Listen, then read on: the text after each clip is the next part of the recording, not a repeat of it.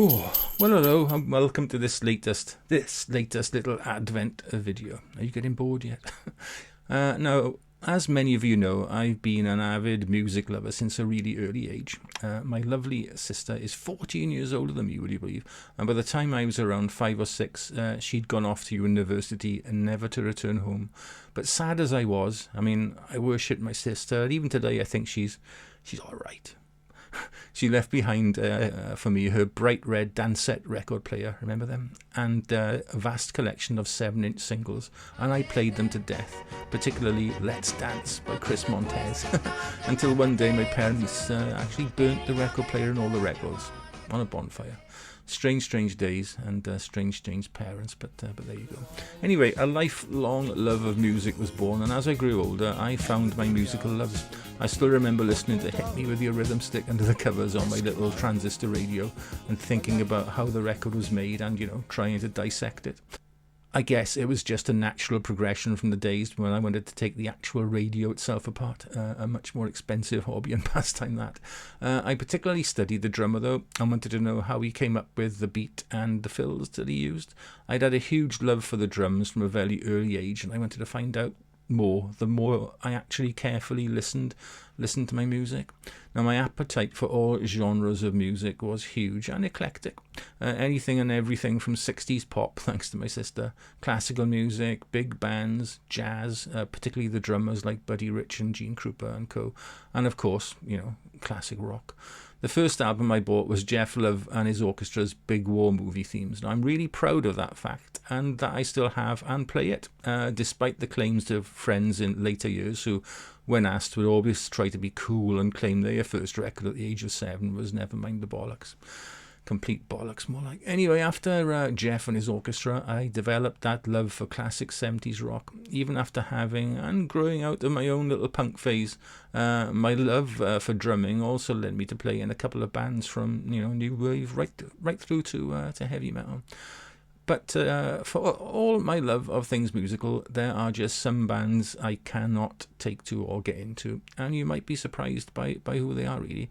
So, in no particular order, I give you, first off, Nirvana, Pearl Jam, and Soundgarden. This whole Seattle, West Coast grunge thing. Now, I guess by the time these bands hit the music scene, I'd become too set in my ways, too intransigent, I suppose you could say, and I just wasn't ready to let new sounds into my head at the expense of the music I loved so dearly.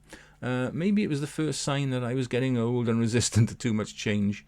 There was the odd song that I enjoyed, but I felt it was just a bandwagon that I wasn't about to jump on.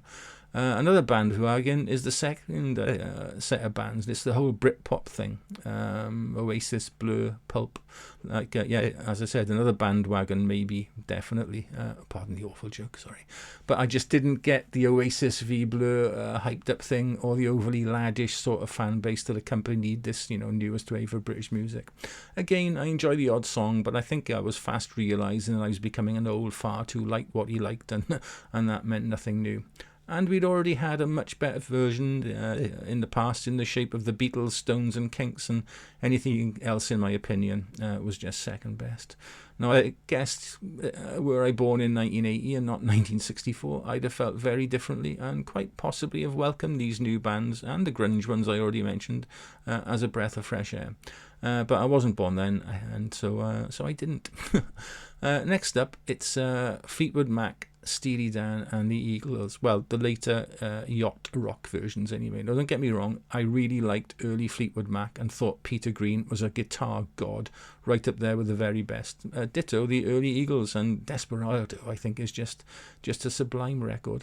And, I own vinyl copies of Rumours, Asia and Hotel California because it's compulsory, I suppose, isn't it? And The Last Resort on Hotel California is one of my all-time favourite songs. But the later insipid record label pleasing, well, maybe not in the shape of Max Tusk, FM radio, AOR, fluffy stuff, not for me.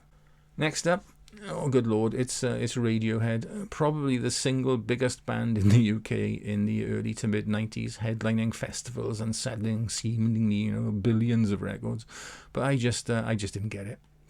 maybe I'm not intelligent enough, but when Kid A came out, I realised that they were just, too clever for me, really, I think. Or, just like the Emperor's New Clothes, had I just seen through the hyperbole and pseudo-intellectual bar to entry? And I'm not confusing, I just don't get it with pure dislike here.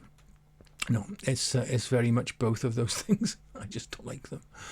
Next up is this whole funk rock thing, Red Hot Chili Peppers, Living Colour, Faith No More. I guess you can file these bands along with grunge, not in a musical sense, but as a way of explaining why I didn't get into them. The way I see it, there's rock and there's funk. Both are utterly fantastic in their own ways, but they do not need to be joined at the hip in any way, shape or form. And there's just absolutely zero need to oil up and prance around the stage naked in any rock music world. I mean, Alice Cooper cornered the shock rock market years ago. Anything else is just a poor imitation. Next up is this whole hair metal thing, like Bon Jovi, Poison, Motley Crue. As somebody who grew up on a diet of punk rock and then the new wave of, British heavy metal made up of raw young bands making an absolute racket and not giving a monkey's cuss what anyone thought of them, the almost manufactured pretty boy pseudo metal bands were like an anti-shock to the system, really, for me. It was metal in a loose way that your nan would like, more preening and posturing and worrying about an image and whether your lip gloss and an eyeliner were applied correctly, and then actually making music. And this leads on to the last band on my list, and that really is, and I can upset a lot of people here, well, a lot of people who are watching this video probably, and that is Kiss. Do I really need to expand? No, they epitomised everything I hated about music. All that makeup and imagery just didn't sit with me at all. I mean, what was it all about? Were they too embarrassed to have their real identities known, maybe?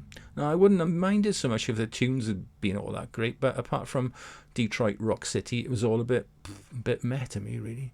I mean, if you want to do theatre, shock and awe, as I said, just look at Alice Cooper and realise that is the way it's done. And to cap it all off, this last, final, honestly, no more, unless the money's right, tour with tales of lip syncing and every backbeat being accompanied by an explosion of some sort. It's just been a complete turn-off.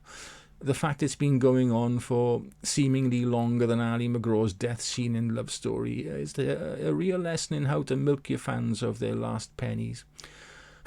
Anyway, those are some of the bands I just couldn't get into. I realise I've now offended some of the 46 people who will have watched this video. Some of whom will be saying things like, oh, you're only jealous. When's your new album out? And when's your next world tour starting? Anyway, I make no apologies, but I hope that you can all see my tongue planted firmly in my cheek. All right, see you tomorrow.